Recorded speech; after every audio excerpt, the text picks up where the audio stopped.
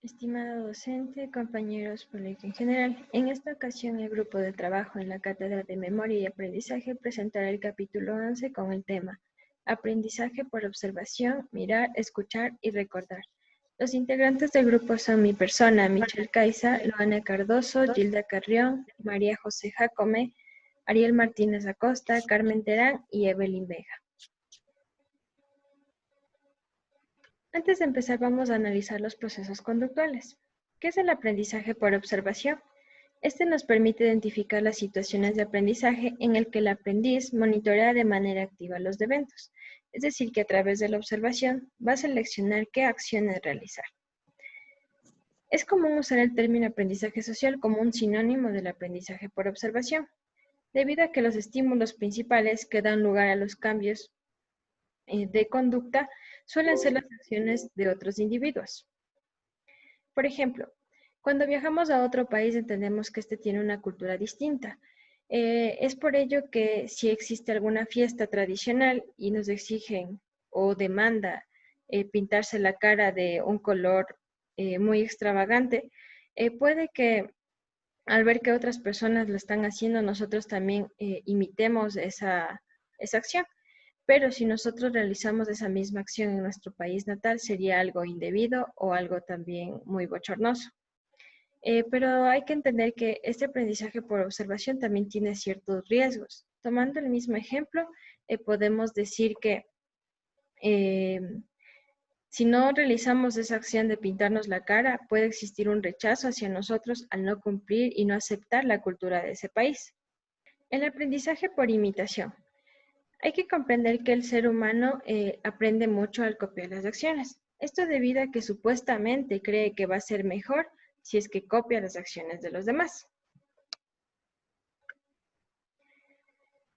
Para empezar, vamos a definir qué es copiar, pues este consiste en hacer lo que uno observa, lo que hace el otro. Es decir, que cada vez que nosotros observamos una acción que creemos correcta, la vamos a realizar cuantas veces ésta sea necesaria. El aprendizaje por medio de la copia es una forma de aprendizaje por observación, como ya lo habíamos mencionado.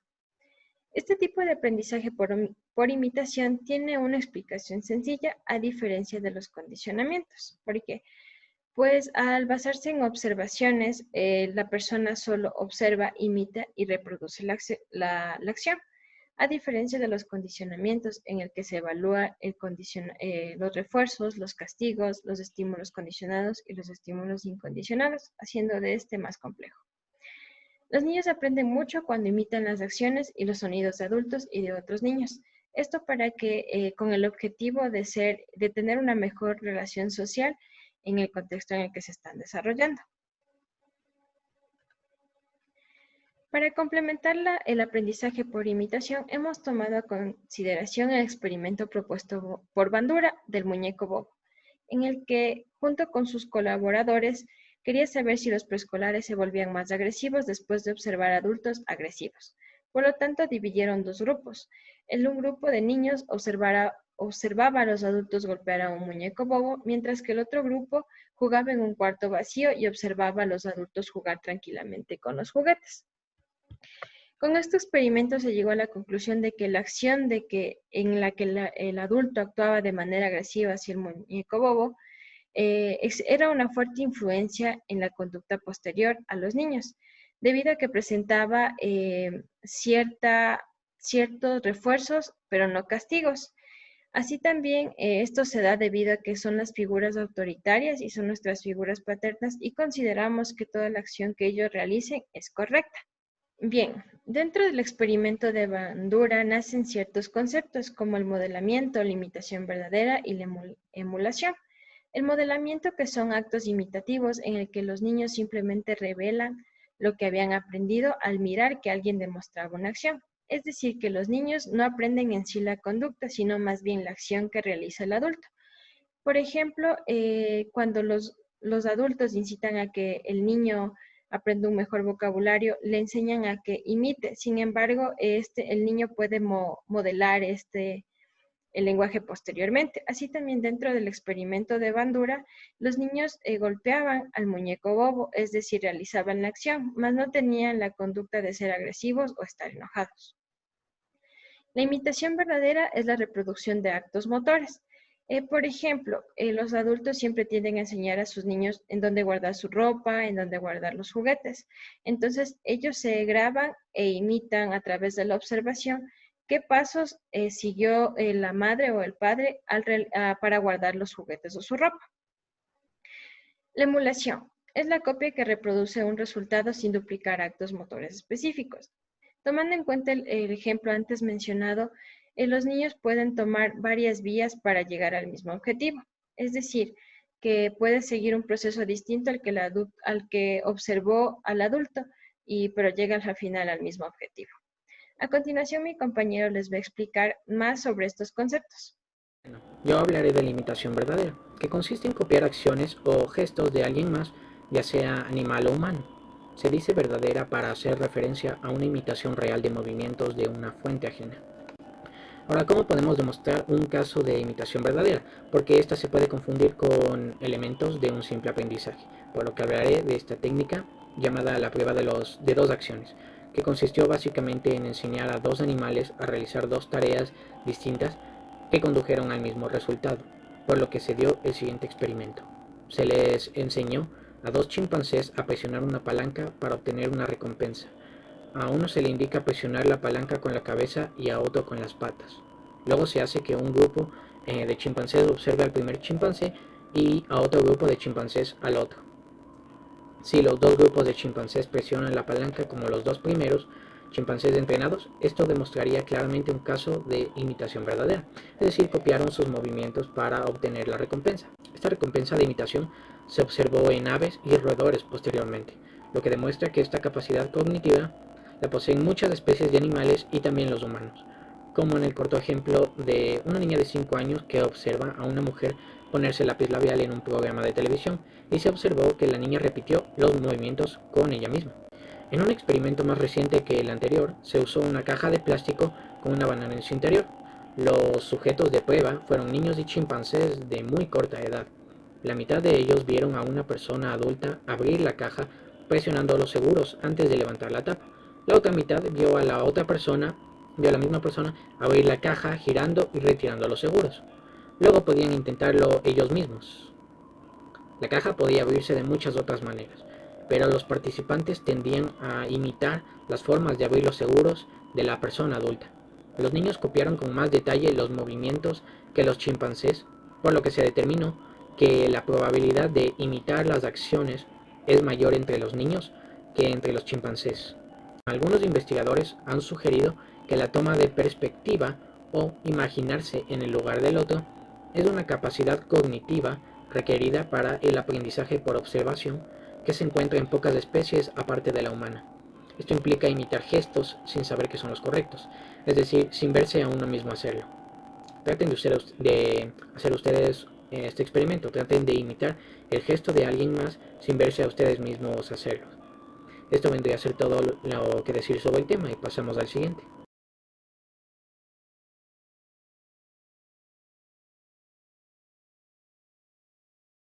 Ahora vamos a hablar acerca de la emulación, copiar las metas. ¿Qué es emulación? Es un intento por reproducir un resultado observado sin duplicar las acciones que usó el modelo para lograrlo. Los chimpancés y las personas adultas a menudo realizan acciones que reproducen el resultado de acciones de otro en lugar de copiar los actos motores específicos que observaron. Por ejemplo, en comparación con otros chimpancés, era más probable que aquellos que habían visto a una persona usar un rastrillo para recoger comida fuera de su jaula usaran un rastrillo con este mismo propósito, pero no copiaban fiablemente las acciones específicas de rastrilleo que habían observado.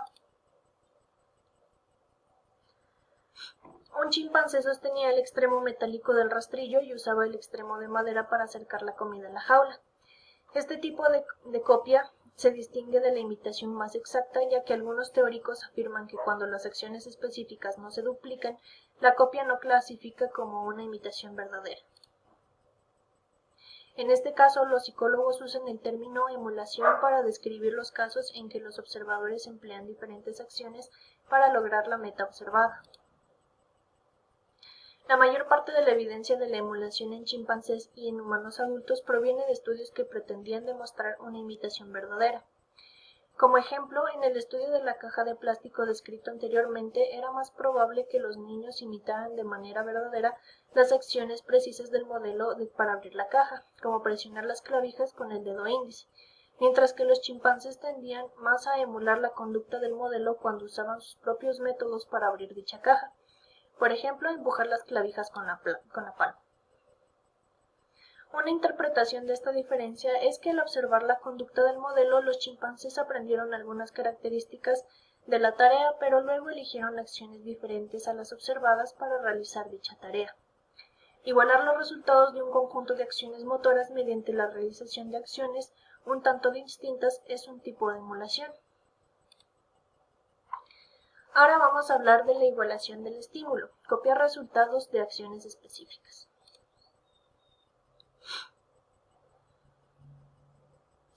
En algunos casos no puede lograrse la emulación, que es copiar los resultados finales de la acción de un modelo, a menos que se reproduzcan ciertas acciones específicas. Consideremos como una imitación vocal. Cuando imitas el habla de otra persona no puedes ver las acciones motoras que produce el habla, solo observas, es decir, escuchas los resultados de estas acciones. No obstante, para reproducir los resultados finales que observaste, tus actos motores deben coincidir con los que empleó el modelo para generar el habla original. En ocasiones, a la igualación del estímulo se le distingue de la imitación verdadera porque es una forma indirecta de imitación. Cuando tratas de imitar un sonido que escuchaste, comparas los sonidos que produces con los que escuchaste originalmente. Esto se llama igualación del estímulo. Es un tipo de copia en el que generan estímulos que pueden acompañarse de manera directa con estímulos observados originalmente. Cuando imitas el habla, estás imitando un acto motor que nunca has observado de forma directa. En ocasiones, la igualación del estímulo se le distingue de la imitación verdadera porque es una forma indirecta de imitación. Debes saber que aunque la igualación del estímulo proporciona retroalimentación útil, requiere que el observador o imitador primero produzca los patrones motores apropiados para generar los estímulos sensoriales que desea imitar. Solo puedes obtener retroalimentación después de realizar una acción. Una forma de igualación al estímulo muy estudiada por los investigadores es el aprendizaje del canto de las aves. Este es un ejemplo de aprendizaje vocal, que implica usar las memorias de sonidos para aprender a producirlos con los propios órganos vocales. El tiempo, el orden y las cualidades de los sonidos individuales en los cantos son componentes que pueden ser controlados por las acciones del cantante. Muchos animales cantan, pero por lo regular sus cantos están predeterminados genéticamente en lugar de aprenderse por medio de la experiencia. Modelo de plantilla del aprendizaje del canto.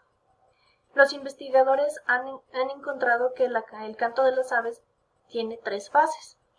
En la primera fase, el aprendizaje del canto de las aves, en esta los polluelos memorizan los cantos escuchados que mejor concuerdan con su plantilla, y estos proporcionan un modelo contra el cual se juzga su desempeño posterior.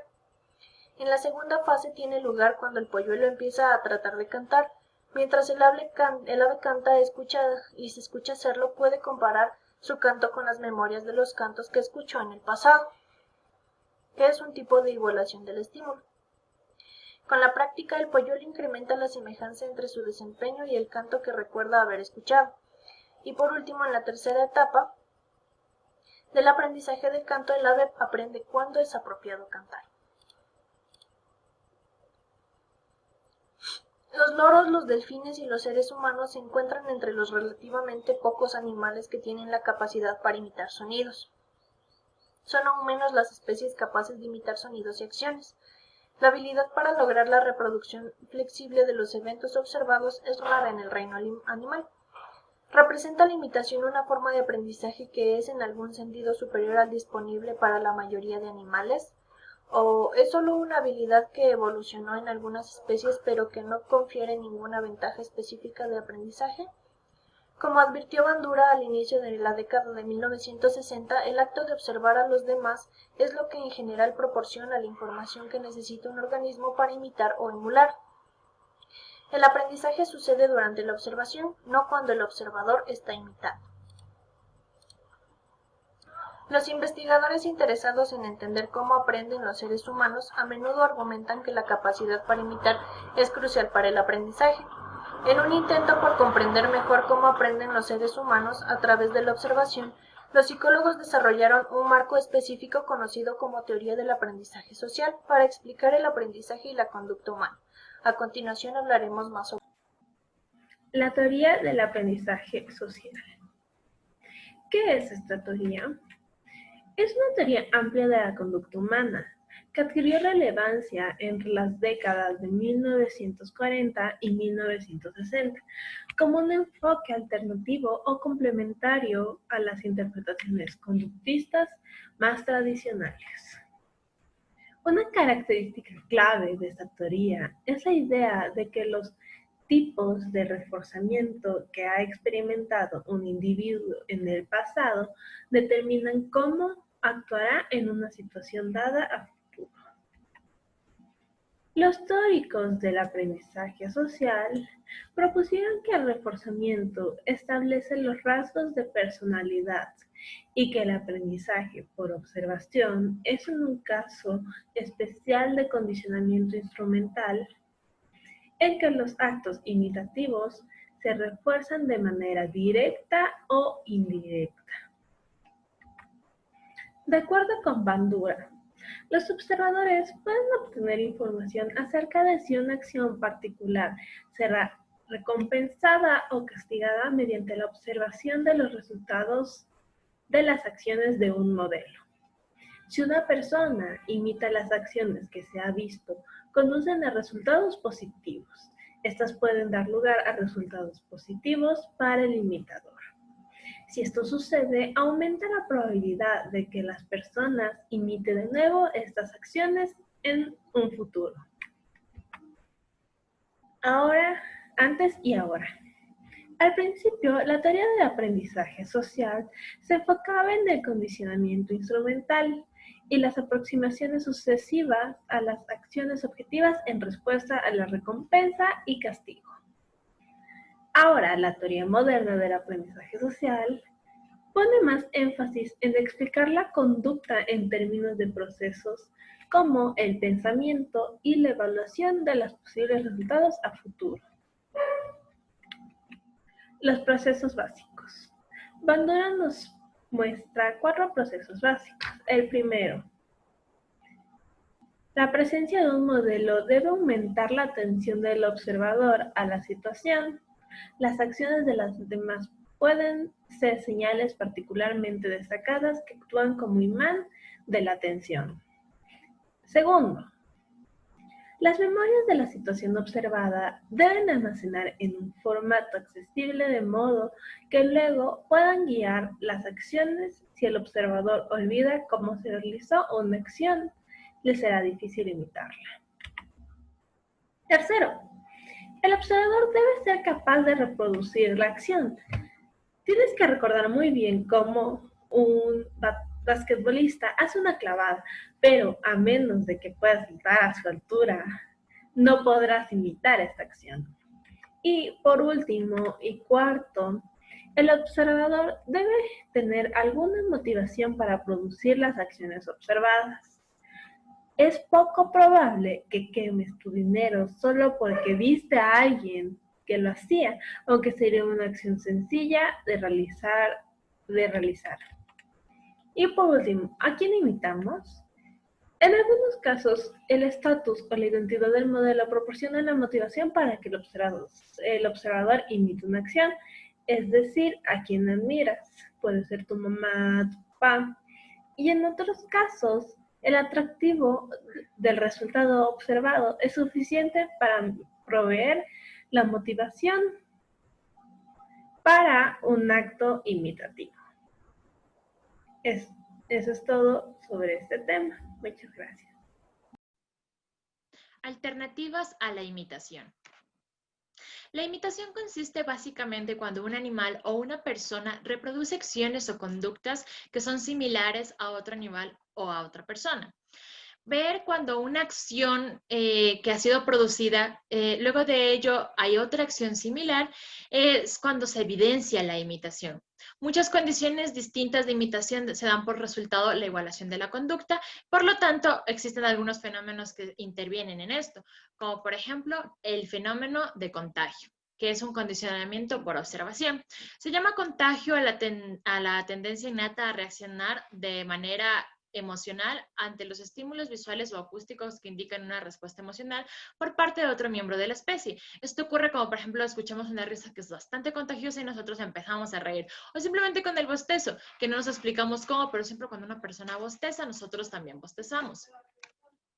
Las acciones que resultan del contagio por lo general son iguales a las acciones observadas, pero no son resultado de la imitación. La reacción de igualación es más bien una respuesta incondicionada. Cuando nosotros imitamos, tenemos la predisposición a imitar esa conducta.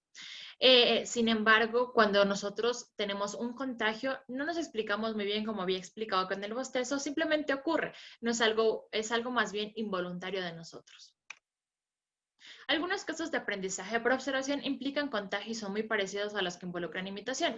Por ejemplo, Donna observa que en su niñez que su mamá le tenía muchísimo pánico a las arañas. Por lo tanto, podría decirse que cuando Donna crece y tiene miedo a las arañas, ¿está imitando a su madre? Yo creería más bien que es un condicionamiento clásico de contagio. La madre ha contagiado su miedo hacia las arañas. Es un condicionamiento de temor, ya que así le está dando a entender a la niña que las arañas, como los insectos, le pueden hacer daño. Por lo tanto, es más el miedo que tratar de imitar la conducta de la madre. Casos como esos en que un individuo aprende una respuesta emocional después de observarla en otros se han descrito como condicionamiento por observación.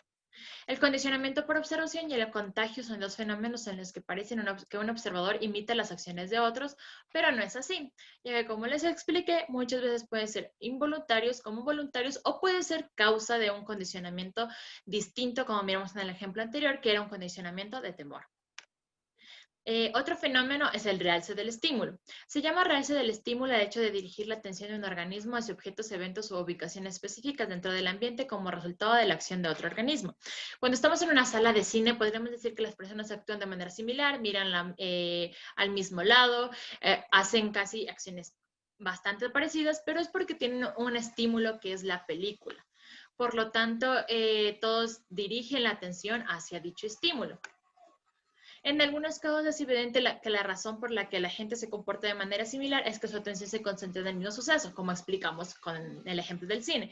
Sin embargo, en otros casos es mucho más difícil descubrir la contribución del realce del estímulo porque ya es una decisión propia. Puede que unos estén actuando de la misma manera porque están atendiendo a la película, o otros simplemente no están atendiendo a la película, pero quieren imitar a otras personas, o simplemente actúan porque quieren hacerlo como por su voluntad. Entonces, el realce del estímulo es una influencia poderosa para lo que aprende el individuo. En lo esencial, la atención del individuo se dirige a un subconjunto de características del estímulo que pueden proporcionar información más útil o que son más atractivas al público que otras. Hoy en día se utiliza para eso, por ejemplo, punteros láseres, presentaciones en PowerPoint o etcétera, para llamar la atención a las personas que están queriendo generar un estímulo asociado y de esa manera tengan una conducta similar.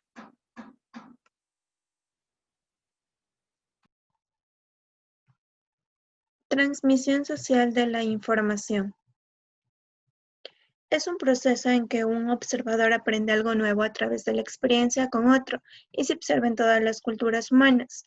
Históricamente es evidente en el desarrollo del lenguaje tanto hablado y escrito, y en tiempos más recientes en el desarrollo de bibliotecas, así como de la televisión, el teléfono e Internet. A través de estos diversos canales, la información puede transmitirse con rapidez a una enorme cantidad de personas. La diversidad de formas en que los seres humanos podemos transmitir la información nos permite aprender con más rapidez que el resto de los animales, en una variedad casi ilimitada de contextos. Debido a que buena parte de la transferencia de la información entre seres humanos ocurre de maneras muy complejas, es fácil pasar por alto ejemplos de transmisión social de la información en otras especies. Sin embargo, la misma complejidad de este fenómeno en los seres humanos causa dificultades a los investigadores cuando tratan de aislar los mecanismos básicos implicados. Esta es la razón por la que las formas más simples de transferencia de información que se observan en animales son importantes para entender y comprender los procesos que subyacen a esta habilidad. Aprendizaje a través de la conformidad social. Aquí nos podemos hacer diversas preguntas, como ¿a qué se debe que los seres humanos hagamos cosas para cambiar colectivamente nuestra apariencia con el paso del tiempo? ¿O por qué te cortas el pelo? O para el caso, ¿por qué te rasuras? Una razón importante por la que haces cualquier de estas cosas es que aprendiste a hacerlas ya desde antes. Por ello, esta es la manera en que sabes que lo que guía tus acciones y preferencias es el aprendizaje y no alguna otra fuerza de la naturaleza. Los estudios acerca de la transmisión social de las preferencias alimenticias en ratas ayudan a responder estas preguntas. Por ello, en un experimento que se ha realizado, se dice que al principio se alojan a dos ratas juntas. Luego, una de ellas, es decir, la rata demostradora, se cambia a otra jaula y las dos son privadas de alimento por un día. A continuación, la rata demostradora recibe la oportunidad de comer un alimento nuevo, que en este caso sería comida con sabor a canela, después de lo cual se le regresa a la jaula original. Y por último, la rata observadora se expone a dos alimentos nuevos, uno de los cuales es el mismo que comió recientemente la rata demostradora. Es por ello que es más probable que las ratas observadoras coman el alimento que olfatearon en el aliento de su compañera de jaula que el otro alimento novedoso. Esto significa que la información sobre la comida se transmitió entre las ratas. Por eso se dice que las ratas tienden a seguir lo que hace la mayoría de los miembros de la colonia. Esta tendencia a adoptar la conducta del grupo se conoce como conformidad social. La conformidad social cumple muchas funciones de protección, pero también obstaculiza el desarrollo de patrones novedosos de conducta que podrían ser de alguna u otra forma ventajosos. La conformidad social permite la rápida adquisición de información que es adaptativa para una situación particular, pero puede dar lugar a tradiciones que no proporcionan beneficio general. Las ratas no son los únicos animales que transmiten información por medio del aliento. También lo hacemos los seres humanos, pero a diferencia de los roedores, los seres humanos no nos valemos del olor del aliento para transmitir información, sino que usamos el sonido, es decir, el habla. Los seres humanos tenemos la intención consciente de transmitir información, mientras que las ratas parecen hacerlo de manera involuntaria, al igual que muchos animales. Efecto del entrenamiento violento en la conducta. En particular, muchas organizaciones han concluido que la descripción excesiva de la violencia en los medios es un riesgo para la salud pública porque estimula la conducta violenta. La suposición básica que suscita esta preocupación es lo que hace la mano, hace la atrás, es decir, lo que la gente imitará es lo que ve. Efectos del entrenamiento violento en la conducta. Es cierto lo que acabamos de decir anteriormente. Experimentos a corto plazo, por lo general, no demuestran que los niños hayan aprendido a ser agresivos por ver representaciones violentas, ya que lo que conduce a una mayor agresividad de los niños podría ser un incremento general en los niveles de activación, es decir, producidos por observar una conducta violenta, más que cualquier cosa específica que hubieran aprendido a observar algún video violento. Efectos del entrenamiento violento de la conducta. Otra explicación que podría ser que es más probable que los niños predispuestos a la violencia disfruten de ver violencia en la televisión. No obstante, un informe del Instituto Nacional de Salud Mental estadounidense que se hizo público en la década de 1980 concluyó que los niños que se exponen de manera reiterada a la violencia en la televisión pueden volverse menos sensibles al sufrimiento de los demás, más temerosos del mundo que los rodea y más proclives a comportarse de manera agresiva con los otros.